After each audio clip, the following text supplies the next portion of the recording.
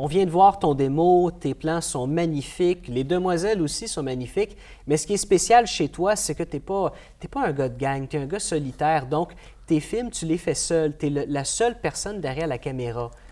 Pourquoi tu as fait ce choix-là? Bien, je trouve que si tu es capable de faire la job, fais-le. Comme ça, tu n'as pas besoin d'attendre après quelqu'un, tu n'as pas besoin de dépendre des gens. Oui, c'est sûr qu'à un moment donné, mais que j'ai un peu plus le budget, je vais avoir une équipe essentielle pour pouvoir faire ce que je veux, mais c'est très, très dur de trouver une équipe que tu peux faire totalement confiance, qui va au même beat que toi. Mais oui, si tu as confiance en toi, tu as confiance en tes mesures de ce que tu es capable de créer, ton film, tu peux le faire en 3-4 heures, puis ça va être génial. Et tu m'as raconté à un moment donné une histoire vraiment horrible qui s'est passée lors d'un de tes tournages à Los Angeles avec un gars de son que tu avais engagé et ce gars-là était censé avoir travaillé avec, je pense, c'est Mel Gibson. Non, exact. J'étais à Los Angeles en train de faire No One Remembers et je me dis, OK, il me faut quelqu'un de son, je veux que ça soit vraiment professionnel, ça me coûte quand même de l'argent, voyager et tout ça. Fait que je me rends là-bas, je fais tout le film, je fais confiance au gars, oui, c'est génial, le son est parfait. J'ai dit, OK, cool. Je roulais tellement, je courais de gauche à droite, j'ai pas mangé pendant 2 jours, j'arrive chez nous, j'écoute le son. Nul, vraiment nul. Fait que qu'est-ce que j'ai dû faire? Ben, j'ai fait confiance à quelqu'un, ça n'a pas marché. J'ai attendu 6 mois, j'ai reflyé à Los Angeles, j'ai tout refait le son avec mes acteurs, je suis revenu, tout fait le son. Et c'est encore moi qui ai dû le faire. Et c'est une mauvaise expérience. Là. Ça ne veut pas dire que ça va être tout le temps comme ça, mais pour celle-là, je me suis fait avoir. Le choc a dû être terrible quand tu arrives ici et tu t'aperçois que non, le son n'est pas bon, il faut aller à Los Angeles, il faut recommencer. Oui, mais en même temps, c'est la game. Je me dis, c'était prévu qu'il y ait quelque chose qui aille tourner mal. Et oui, c'est plate que ce soit le son, mais je peux rien faire. Mais en même temps, à force de tout faire tout seul, ce que je me suis aperçu, c'est que tu as une rapidité absolument incroyable à faire les choses. Puis un bon exemple, il y a quelques années de ça, tu as passé à une de mes anciennes émissions. Tu es venu chercher le DVD, on avait 2 entrevues de 5 minutes ensemble. Et en dedans de 2 heures, je me rappelle, tu es venu chercher le stock au studio. Tu es retourné chez toi, c'était dans la ville d'à côté. Tu as eu le temps de refaire les sous-titres parce que tu as beaucoup de fans américains. Donc, tu as fait les sous-titres de 2 entrevues de 5 minutes et en dedans de 2 heures, tout ça a été fait et c'était sur YouTube.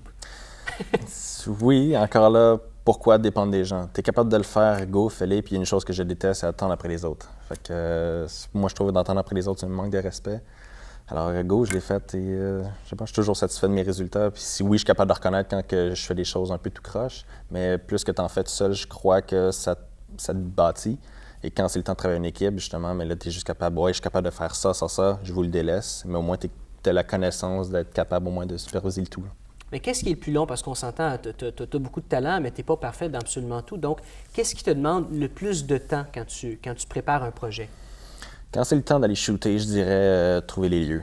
Parce que les lieux, c'est ça qui fait ton film ou qui peut le détruire. Trouver la place parfaite, avoir l'autorisation. Fait quoi, depuis 1 an environ, je shoot dans des clubs, dans des hôtels. Fait que demander l'autorisation. Oui, des fois, j'y loue, mais sinon, en général, je demande des faveurs. Je monte mes films, ils adorent. Fait qu'on fait des ententes. Je fais mon film avec ton hôtel, je vais mettre ton logo à la fin ou des choses comme ça. Là, ça a bien été, mais c'est toujours assez long de trouver la bonne hôtel ou le bon lieu pour que le film fonctionne.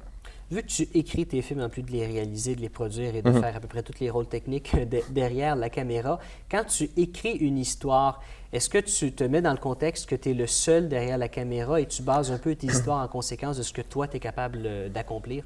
Oui, ça va faire 7 ans que je fais ça maintenant et je dois dire que la majorité, au moins 90% de mes films, c'est basé là-dessus. Mais en même temps, je suis une personne très solitaire. J'aime les films intimes. J'aime que c'est tout le temps 2 personnages environ dans la scène. J'aime pas ça quand c'est plein de grosses foules ou des choses comme ça. Fait que, ouais, c'est sûr que ça joue un côté dans le sens, OK, là, je peux pas avoir 38 personnes parce que j'ai pas quelqu'un pour faire le son avec moi.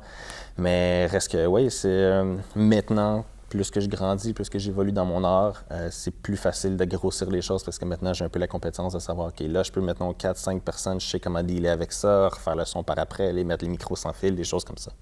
Fait que, oui, je dirais que ça a un gros impact. Et en même temps, c'est ça, tu es très intense quand tu es sur un plateau. Tu m'as raconté une anecdote à un moment donné, tu étais dans le désert et tu tournais avec une comédienne. Oui, c'était dans le désert. Pour le film Next Stop Paradise, on avait 3-4 heures à le faire. Le soleil commençait à se coucher, mais il faisait énormément chaud. Mais la chaleur de Los Angeles ou le désert de Nevada, c'est pas la même chose qu'ici. Je trouve qu'ici, c'est 100 fois pire à cause de l'humidité. Nous autres, on est tout le temps 100% dans le tapis. Fait que tu arrives là-bas, c'est sec. OK, il fait chaud un peu, fine. Mais les autres, ils voulaient mourir. Mais oui, la fille était dans du cuir, tout en noir. Fait que c'était énormément de souffrance, mais en même temps, j'étais comme, faut le faire. Fait que là, de l'eau, un petit parapluie, puis c'est comme, let's go, je sais que tu souffres présentement, mais on a bientôt fini. Et le tournage s'est quand même bien passé. Ah non, c'est génial. Le film a été vu par plus de 250 000 personnes, puis ça a été un petit film qu'on a fait en 2-3 heures, puis ça a super bien marché. Puis oui, je lève mon chapeau à la fille, mais moi avec, on avait, juste pour un exemple de lieu de location, on avait drivé, j'avais conduit à peu près 6 heures dans le désert pour trouver le lieu parfait pour ça. J'aurais pu arrêter n'importe où dans le désert, mais les montagnes, le lieu... le lieu parfait. Exactement. Puis ça a bien marché.